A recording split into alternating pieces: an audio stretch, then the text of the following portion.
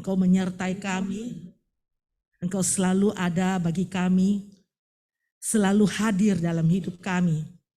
Pagi hari ini Bapa, di tempat ini, yang kami minta kepadamu Bapa adalah kehadiran-Mu. Roh Kudus-Mu dicurahkan atas kami, membuat kami semakin hari, semakin hidup di dalam Engkau. Biarlah firman-Mu menjadi kekuatan bagi kami Bapa. Dan curahkanlah atas kami roh hikmat, perwahyuan pengenalan akan Engkau. Karena kami butuh untuk mengerti firman-Mu. Kami butuh kekuatan-Mu, kami butuh kebenaran-Mu menggait setiap langkah kami. Kami butuh karena kami tahu Tuhan, satu-satunya pengharapan manusia adalah kepadamu. Karena itu Bapa, kami percaya setiap orang yang percaya dan mendengarkan firman-Mu pasti akan diberkati. Akan dikuatkan hidup kami seperti mercusuar yang akan menyinari, menerangi sekeliling kami yang gelap. Jadikanlah kami anak-anak-Mu untuk hormat dan kemuliaan bagi nama-Mu. Di dalam nama Yesus, berikan kami sebuah hati yang lembut, hati yang bisa ditata, sebuah hati yang bisa dibentuk, sebuah telinga yang mendengar, dan sebuah hati yang mengerti firman-Mu dan menjadi pelakunya. Di dalam nama Yesus, kami siap diberkati. Haleluya. Amin. Ya, shalom semuanya yang hadir dan shalom semua yang di rumah. Apa kabar? Ya, puji Tuhan. Ya, walaupun tidak bisa hadir tetap bisa onsite karena sekarang tempat ini aja udah mulai penuh juga ya. Ya puji Tuhan, semua baik sebagai anak-anak Tuhan. Saya percaya semua baik karena anugerah Allah. 2 tahun. 2 tahun dari Maret 2020 ya, baru orang berani onsite April, ada yang Mei baru berani onsite ya. Tapi saya mau katakan 2 tahun bukan berarti walaupun kita tidak jumpa, bukan berarti kekuatan firman Allah tidak bertumbuh. Saya justru 2 tahun pandemi ini, saya justru retret bersama dengan Roh Kudus. Saya retret dengan Roh Kudus, Tuhan ajar saya banyak. 2 tahun, banyak gereja tutup, hamba-hamba Tuhan hidup dalam kesusahan. Betul? Ya, kita tahu itu. Karena kenapa? Jemaat pun ada yang kehilangan pekerjaan, ada yang meninggal, banyak peristiwa yang terjadi dalam 2 tahun ini. Tapi saya mau katakan, orang yang dekat kepada Tuhan, sekalipun badai, topan, bencana datang, orang yang dekat kepada Allah selalu dalam perlindungan Allah. Saya justru dalam 2 tahun terakhir ini, Tuhan bawa hidup saya bagaikan tadi, pujian tadi, terbang tinggi bersama dengan Dia. Saya kena alfa, justru di awal Maret.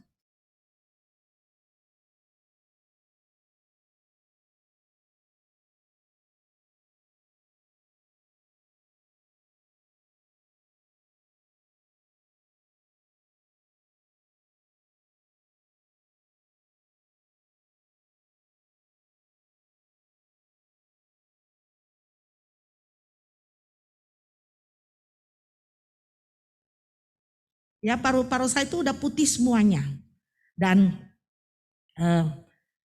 saya karena memang telinga suka mendengar, mata bisa melihat, jadi selalu nanti yang masuk di sana besok sore dia nggak ada. Kejadian. Nanti besok pagi masuk lagi, sore meninggal, kejadian. Terus saya ngomong sama Tuhan, Tuhan banyak banget yang meninggal di depan saya. Terus saya mau ngapain ini? Tuhan bilang keluar kamu dari sini. Anda tahu saya paksa keluar dari ruang HCU, itu ICU, 1 tingkat di bawah ICU, dengan tanda tangan surat. Ya, sebelum saya dipindahkan ke kamar biasa, saya di ronsen. Jam 1 malam saya di ronsen. Begitu hasil ronsennya, paru-paru saya itu putih semua. Tapi saya udah pindah ke kamar biasa. Dan dokter udah bilang, kalau ada apa-apa, you tidak bisa balik lagi. Karena you yang minta keluar dari ruangan ini. Saya bilang, saya begitu keluar saya sembuh. Orang lain saat paru-parunya parah mereka cari ICU. Saya paru-paru saya parah, saya minta keluar ke kamar biasa. Karena saya mendengar suara, keluar kamu dari ruangan ini. Ternyata begitu melihat hasil ronsen saya, dokter bilang gini, Kalau kamu masih di ruangan HCU, hari ini kami pasang ventilator. Saya bilang, saya nggak apa-apa kenapa mesti pasang ventilator. Saya tidak berasa sesak. Karena paru-paru kamu itu udah rusak, dia bilang gitu. Tapi saya berkata, saya bersama dengan Tuhan tidak ada yang rusak. Allahku tuh ahli memulihkan. Ya, dengar baik-baik. Allah kita ahli memulihkan. Amin. Saya bilang justru saya ini akan sembuh di luar. Saya bilang gitu. Akhirnya singkat, 1 minggu kemudian saya memang keluar dari rumah sakit. Dan keluar itu kayak orang nenek-nenek jalannya gak kuat. Karena 3 minggu saya gak jalan. Jadi berbaring terus di tempat tidur. Ya, nah, 1 bulan kemudian dokter suruh saya CT scan paru-paru. Dia berkata orang yang kena COVID paru-parunya akan cacat. Karena saya dengar berita itu setiap pagi. Saya bangun tidur, saya pegang dada saya, Tuhan, Engkaulah yang menciptakan paru-paru ini. Tidak ada satu kecacatan di dalamnya. Karena saya percaya di dalam Engkau memulihkan saya sempurna. Singkat cerita 1 bulan kemudian saya di CT scan, hasilnya apa? Dokter sambil lihat, karena CT scan sekarang kan kayak pakai filmnya.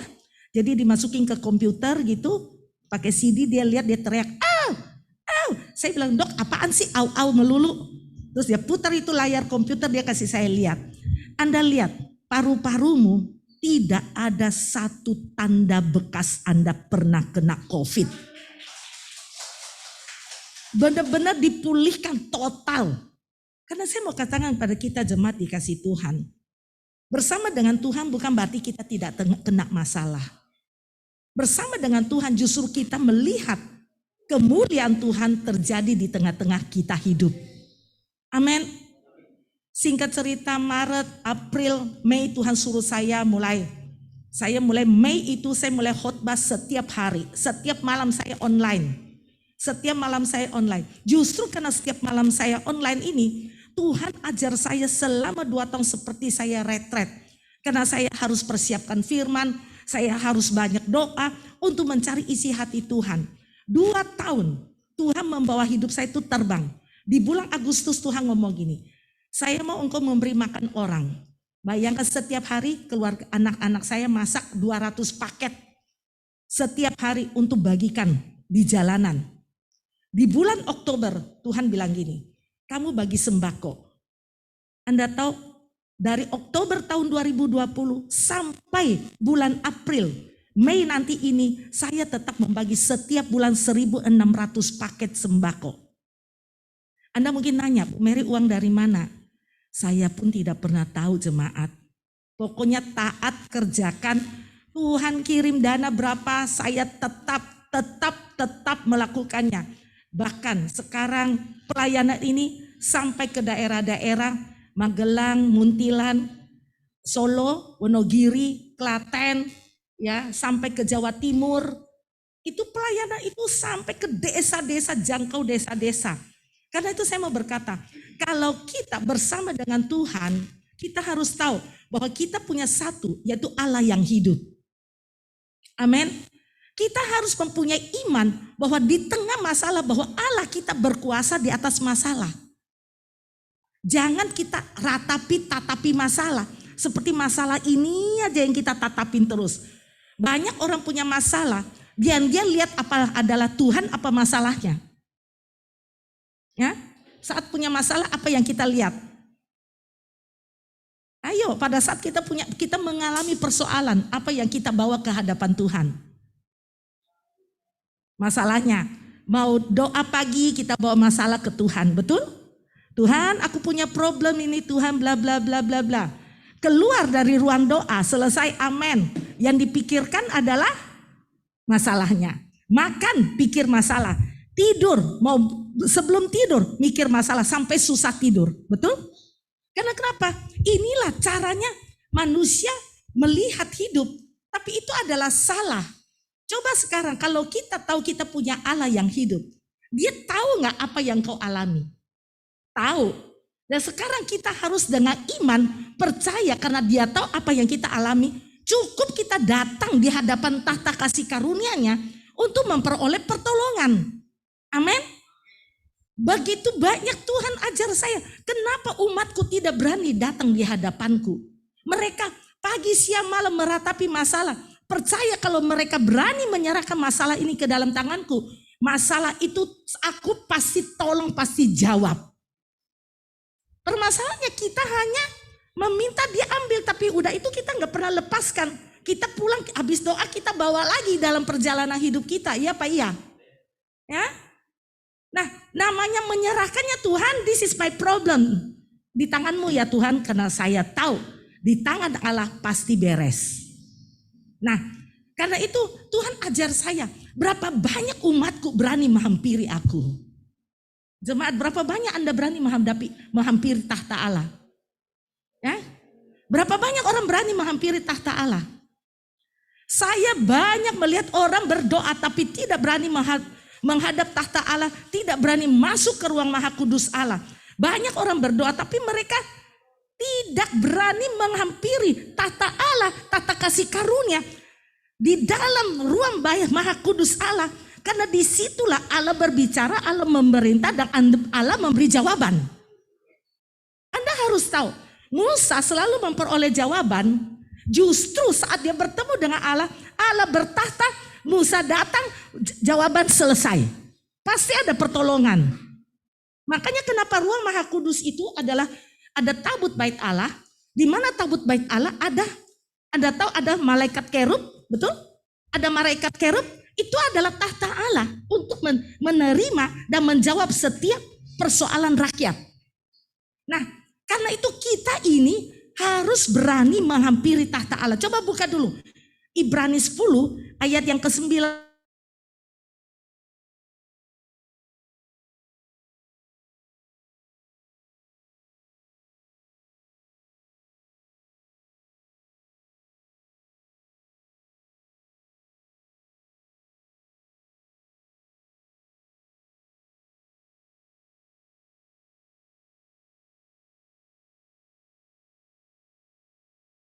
Diri. Jadi kita harus tahu, karena Kristus telah menjadi tabir, sehingga kita ini dikatakan harus penuh dengan keberanian masuk menghampiri tempat kudus, karena ada darah Yesus yang melayakkan kita untuk menghampirinya. Kenapa kita harus menghampiri ruang Maha Kudus ini? Kenapa kita harus menghampiri tahta Allah ini? Kenapa penuh keberanian? Anda pernah tahu nggak? Namanya kasih karunia. Namanya kasih karunia adalah orang selalu cuma terima karena kasih karunia aku diselamatkan. Iya, tapi Anda harus tahu, justru karena kasih karunia Anda memperoleh jawaban pertolonganmu. Jadi mari berani. Ibrani 4 ayat ke-16. Ibrani 4 ayat ke-16 dikatakan begini. Sebab itu marilah kita dengan penuh keberanian, itu kembali Rasul Paulus, karena pengarang dalam Ibrani ini ada kemungkinan adalah Rasul Paulus yang menulis. Sebab itu marilah kita dengan penuh keberanian menghampiri tahta kasih karunia Allah. Kembali dianjurkan dengan penuh keberanian. Berapa banyak Anda datang ke tempat ini, Anda berdoa, Anda memuji, Anda menyembah, tapi Anda tidak masuk dengan pujianmu itu, Anda tidak membawa rohmu menghampiri ruang kudus Allah. Karena banyak orang, maaf jemaat, yang penting beribadah. Saya bilang salah sayang. Waktu yang Anda buang, lebih baik Anda pakai sungguh-sungguh. Saat beribadah datang dengan hatimu. Bawa hatimu kepada Tuhan. Rindu untuk menghampiri tahta kasih karunia Allah. Karena Anda harus tahu, di tahta Allah inilah Allah menerima petisimu. Allah menerima permohonanmu. Allah menerima apa yang kau mau minta dia kerjakan bagimu. Di hadapan tahta kasih karunia ini. Karena itu jemaat dikasih Tuhan. Jangan datang ke gereja yang penting saya beribadah. Sayang. Datang beribadah. Kita benar-benar menghampiri Allah. Dengan membawa hati kita. Menyembah. Memuji dia dengan hati kita. Supaya apa? Saat engkau memuji, engkau menyembah, engkau menghampiri tahta Allah, Anda akan memperoleh jawaban. Karena semua orang mempunyai masalah. Hanya ada yang besar, ada yang kecil. Betul? Karena itu mari. Kembali Ibrani 4 ayat 16. Sebab itu marilah kita dengan penuh keberanian menghampiri tahta kasih karunia. Ngapain supaya? Dikatakan supaya kita menerima rahmat. Lihat baik-baik. Supaya kita menerima rahmat. Rahmat ini anugerah. Dan menemukan kasih karunia untuk mendapat pertolongan kita tepat pada waktu. Menemukan. Artinya apa? Banyak orang berkata, saya sudah diselamatkan kasih karunia. Tapi firman Allah berkata, engkau perlu keberanian menghampiri tahta kasih karunia. Karena tahta kasih karunia oleh karena pengorbanan Kristus, di open the door. Tahta Allah itu terbuka oleh karena darah Yesus. Tapi engkau harus penuh keberanian menghampiri. Menghampiri untuk menemukan apa? Menerima rahmat. Orang kalau sudah menerima rahmat, menerima anugerah, dan menemukan kasih karunia untuk mendapat pertolongan kita pada waktunya. Anda ingat apa yang Yesus ngomong? Ketuk.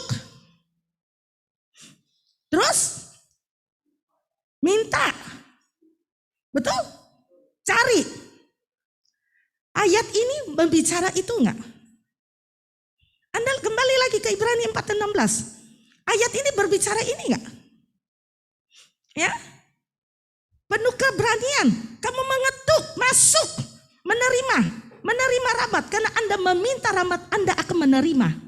Ya? Dan menemukan, karena Anda cari, maka Anda akan menemukannya. Ya? Makanya ketuk, minta dan cari ini mencakup di dalam Ibrani 4 ini untuk apa? Supaya engkau menemukan dan menerima pertolongan Allah tepat pada waktunya.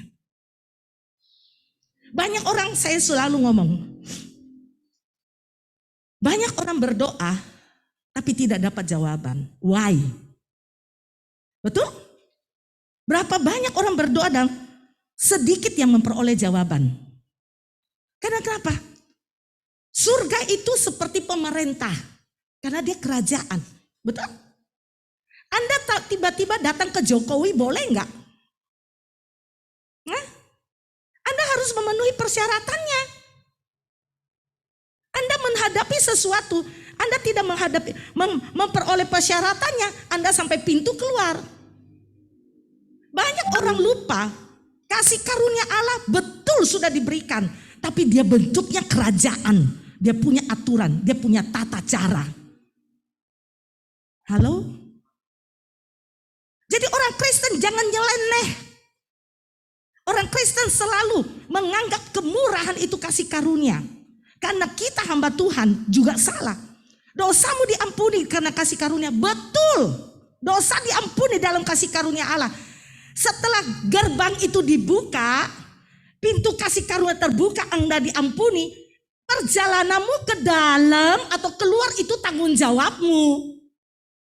Karena Tuhan tidak menjadikan engkau seorang robot. Anda diberi hak untuk memilih masuk terus atau Anda keluar dari pintu kasih karunia. Karena itu menjadi orang Kristen harus mengerti kasih karunia itu adalah kemurahan Tuhan yang tidak menghukum engkau, yang mengampuni engkau dan membawa engkau diampuni melalui pengorbanan Kristus di atas kayu salib. Darahnya telah menguduskan, menyucikan dan melayakkan engkau di hadapan Allah. Engkau pakai, engkau masuk ke ruang maha kudus Allah. Untuk apa? Disitulah engkau akan bertemu di dalam setiap perkara dalam hidupmu ada pertolongan Allah. Bagaimana Anda bisa menghampiri tata Allah kalau setiap hari Anda tidak pernah berubah? Banyak orang Kristen menjadi Kristen-Kristenan. Betul apa betul? Hah? Betul? Ini jujur. Karena banyak orang menghina kasih karunia Allah. Kenapa saya sebut menghina? Karena kita selalu berkata, dengan cuma-cuma Allah mengampuni engkau. Itu betul. Justru karena sudah dengan cuma-cuma engkau diampuni, engkau harus menghargai apa yang telah Kristus Yesus lakukan. bukan menghina apa yang telah dia lakukan. Banyak orang, mereka tidak mengerti. Mereka menganggap bahwa sesuatu hal itu hal yang biasa. Hal yang biasa. Hari ini ya berdosa, jatuh dosa yang sama, besok lusa. Itu namanya bertobat apa tidak? Ya, tidak bertobat. Orang yang benar-benar bertobat adalah orang yang memberikan hidupnya untuk diubahkan seturut firman. Saya dulu keras banget. Wow. Mana pernah lihat Bu Mary gaya cewek? Betul tidak? Kayaknya puluhan tahun deh kita kenalan, belum pernah lihat Bu Mary gaya cewek, selalu gayanya laki. Betul? Ya? Ya lama-lama deh pasti hafal saya. Sekarang masih muda saya. Usia masih muda saya sih sekarang. Ya, saya 36, tolong dibalik. Ya? Gayanya masih tetap kenapa? Dulu saya tuh kasar. Orang Makassar. Preman jalanan. Mana pernah takut sama orang. Marah kalau orang gak berdarah saya gak berhenti. Mukulnya maksud saya. Tapi begitu bertobat. Orang caci maki ya udah lalu mau maki-maki deh. Kenapa kok bisa? Ya karena beranggapan bahwa apa itu adalah hal yang kalau memang saya harus terima ya udahlah mengucap syukur lah. Ya dulu gua gebukin orang kok sampai berdarah-berdarah. Ya enggak. Jadi bisa mengerti mempunyai satu hati yang bisa diubahkan. Dulu saya keras. Sekarang ya udah banyak mengalah, banyak mengerti. Dulu boro-boro kalau coba berdebat sama saya kalau nggak sampai titik akhir saya tidak akan berhenti. Tapi ternyata di dalam Tuhan ubahkan. Bahkan sekarang bisa dikatakan kayak pujian tadi. Kecaplah dan lihatlah betapa baiknya Allah itu. Namanya kecap, Anda itu cicipi. Namanya tidak ada bahasa kecap itu tidak dicicipi. Berarti Anda harus mencicipi kebaikan Tuhan itu. Amin. Ya, menjadi orang percaya harus mencicipi kebaikan Tuhan. Karena itu saya berani berkata, semenjak saya di dalam Kristus, Tuhan ubahkan hidup saya, pola pikir saya, karakter saya. Semakin hari Tuhan ubahkan. Akibatnya apa? Satu, kemuliaan buat Allah kita. Pertobatan kita harus melahirkan buah hasil pertobatan. Amin. Banyak orang bertobat tapi buahnya ada enggak? Nah, buah pertobatan harus ada. Dan saya percaya di tempat ini buah pertobatan akan lahir semakin hari semakin berbuah lebat. Amin. Karena kalau Anda berbuah lebat, Tuhan dipermuliakan di dalamnya. Anda harus tahu, menjadi orang Kristen, kalau ada masalah, jangan lari kepada orang lain. Cukup bawa problemmu datang ke hadapan Allah, berikan kepada Tuhan. Bapa di surga, aku menghampiri tahta kasih karuniamu karena aku tahu. Aku mau mengetuk pintu kasih karuniamu agar dibukakan bagiku. Aku mau menemukan anugerahmu, rahmatmu. Karena dengan menerima rahmatmu itulah setiap persoalan saya ada pertolonganmu tepat pada waktumu. Karena itu semangat. Ada problem, jangan lari ke tempat lain. Hampiri tahta Allah, hampiri tahta kasih karunia Tuhan. Hampiri dia. Dengan berani berbicara kepada dia. Berani mengingatkan Allah akan janjinya juga. Berapa banyak orang berani mengingatkan Allah akan janjinya? Ya? Ada yang berani mengingatkan Allah janjinya enggak? Ayo, siapa yang berani ingatkan Allah janjinya? Ada yang berani mengingatkan Allah janjinya? Come on. Ya? Ada enggak yang berani mengingatkan Tuhan janjinya? Oh, kalau Bu Mary sering banget. Coba buka Yesaya 43 ayat ke-26. Berani, kenapa enggak?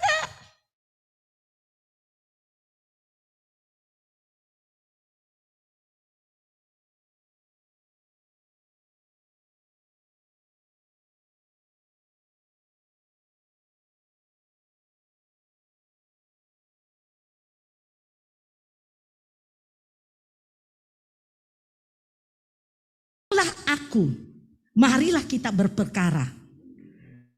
Kemukakanlah segala sesuatu supaya engkau nyata benar. Berani. Dikatakan ingatkanlah aku. Marilah kita berperkara. Kemukakanlah segala sesuatu supaya engkau nyata benar. Kita harus tahu firman Tuhan membenarkan kita. Kalau kita percaya kepada firman-Nya, engkau boleh sodori itu kepada dia. Kenapa enggak? Ingatkanlah aku, mari kita berperkara. Dia menantang kita kok. Ya Pak iya? Berani, kenapa enggak? Selama Allah berbicara itu adalah kebenaran, bawa aja ke dia apa yang dia ngomong. Percaya, lihat jawabannya. Tahun 90 berapa ya ntar? Saya ke Hong Kong itu terakhir tahun berapa? Saya malah dapat naik pesawat tanpa aba-aba, pesawat bush ke bawah. Masuk ke ruangan hampa udara. Itu pramugari karena tidak ada aba-aba, safety belt dipasang, nggak ada. Sedang menyajikan makanan. Ya, tapi saya begitu, itu saya pegang nampan saya. Pegang nampan saya itu jatuh tuh pesawat kurang lebih 2 meter. Wush gitu, itu kopi semua terbang. Ada yang kena badan orang, makanan berantakan, namanya terbang. Turun ke bawah plus gitu. Ya enggak. Saya sedang pegang, Yesus, saya berteriak gitu. Enggak lama kemudian itu pesawat tenang. Tapi itu pesawat udah kotor, penuh makanan tumpah-tumpah. Saya ngomong kepada Tuhan, Tuhan, Engkau selalu suruh saya terbang. Kalau modelnya terbang selalu begini, aduh jantungan juga Tuhan. Ya, Tuhan ngomong apa sama saya? Mulai sekarang engkau tidak mengalaminya. Dan you tahu dari tahun 90 berapa sampai sekarang saya tidak mengalami. Satu hari kemarin saya mau pulang dari Los Angeles. Saya harus pulang tuh dari Los Angeles tanggal 14.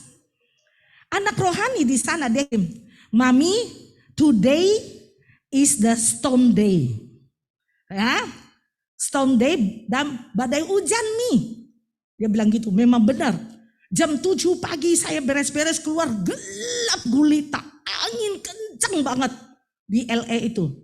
Ya, karena angin kencang, badai, petir di mana-mana, yang jemput saya terlambat. Akibatnya saya ke airport terlambat. Sampai di airport hasil PCR saya kagak laku. Karena saya ngambil 1 hari lebih cepat. Karena saya ngajar. Jadi saya pikir jam 9 hari Sabtu pagi, Selasa pagi kan masih cukup. Ternyata check-innya itu pesawat terbang jam 11 kagak laku saya punya hasil PCR. Harus ulang PCR. Larilah, itu ada dekat katanya. Pergilah PCR. Tapi saya udah check-in, koper saya udah taruh di meja check-in itu. Semua dia udah terima. Kami naik mobil berangkat lagi pergi PCR. Hasil PCR keluar, email masuk. Hasilnya pending. Orang airline udah berpikir bahwa ini hasilnya nggak benar nih, belum ada jawaban. You flight tomorrow. Udah pusing gak flight tomorrow? Pikiran saya bakalan ganti tiket, betul tidak? Saya harus resiko ganti tiket, cari hotel. Ini 2 resiko. Langsung cek tiket berapa duit. Karena saya naik bisnis kelas, langsung cek tiketnya. Udah 2.000 sekian dolar per orang. Wah, yang benar aja nih. Begitu dia bilang tomorrow you flight. Tiba-tiba dia ngomong gini. Oke, dia kasih tomorrow you come again here at the 9 o'clock. Oke, I will give you flight with the same time tomorrow. Oh Jesus, kemurahan Tuhan ini udah turun nih. Artinya apa? Gue gak perlu tiket baru. Ya dia beri dari airline, dari Japan Airline. Sesudah itu orang yang nganter saya, dia cek hotel yang saya nginep. Dia punya poin. Jadi poinnya itu gratis untuk kamar saya juga. Hanya nggak usah uang keluar, tiket kagak bayar, hotel juga kagak bayar. Tahu nggak? Tapi yang satu saya tahu, Allah membawa saya tidak naik pesawat itu. Hari itu kalau saya naik pesawat itu, pasti begini. Karena kenapa? Badai sedang berlangsung di Los Angeles. Penerbangan itu badai kuat. Ya. Nah, saya mau katakan hal yang kecil Allah ingat. Karena begitu pagi saya lihat storm day, saya langsung ngomong ke Bapak di surga, Bapak you janji loh Bapak, aku gak bakalan lagi dikocok-kocok di udara, gak mau Bapak. Ya saya gak mau saya mengalami hal itu. Saya ingatkan Allah. Dan apa yang terjadi? Dia buat saya tidak pulang hari itu, tapi semuanya gratis. Semuanya gratis, hotel gratis, tiket saya kagak perlu ganti. Ya, dibuatnya semuanya indah. Saya besok terbang. Dan hari itu diberi lagi 1 hari supaya saya bisa shopping. Karena saya tidak ada waktu shopping waktu di sana. Ya, Anda lihat bagaimana kalau kita dekat dengan Tuhan, perkara yang kecil aja kita bisa ingatkan dia.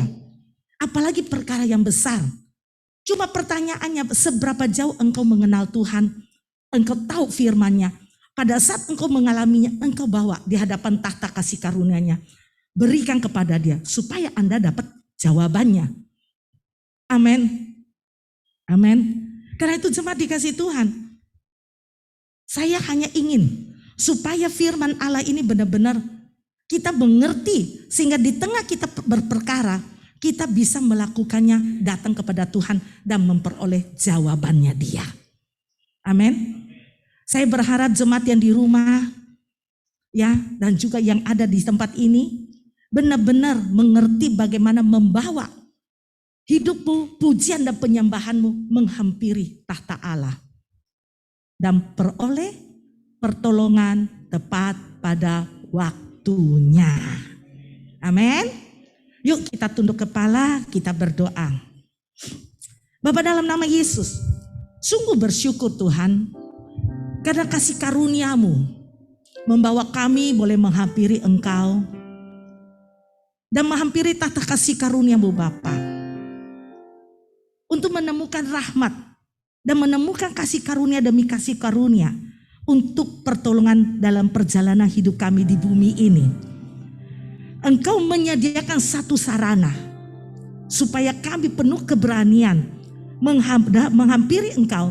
Dan mengemukakan. Dan mengingatkan kepadamu Bapa atas semua janji-Mu kepada kami. Allahku, Engkau tidak pernah berbohong karena Engkaulah Allah. Engkau tidak pernah berubah karena Engkaulah Tuhan. Karena itu Bapa, firman-Mu ya dan amin. Dan jawabannya selalu ada di hadapan tahta kasih karunia-Mu. Biarlah pagi hari ini Bapa, jemaat-Mu dibuat mengerti. Supaya mereka menghampiri tahta kasih karunia-Mu. Untuk memperoleh pertolongan-Mu tepat pada waktunya. Hamba percaya tidak ada yang Engkau lewatkan. Tidak ada satu pun yang Engkau tidak jawab. Saat kami berani menghampiri tahta kasih karunia-Mu, kami percaya kami akan memperoleh pertolongan kami dan jawaban atas setiap apa yang kami minta kepada Engkau. Terima kasih Bapa, mari jemaat dikasih Tuhan, biarlah firman Tuhan ini boleh ditanam di dalam roh-Mu, dimateraikan dengan Roh Kudus.